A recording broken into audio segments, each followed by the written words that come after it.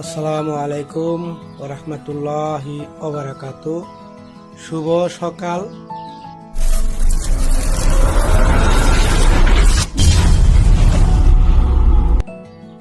বন্ধুরা, এখন একটা জিনিস লক্ষ্য করে আমি দেখলাম, একটা জিনিস দেখাবো আপনাদেরকে।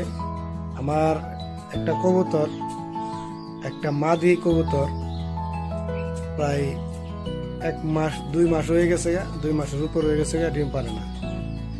আজকে একটা জিনিস দেখলাম, ডিম পারছে, তাও আবার ডিম পায়রা যে নিচে পালায় রাখছে। আমি আমার এটারে উড়ায় রাখছি উপরে।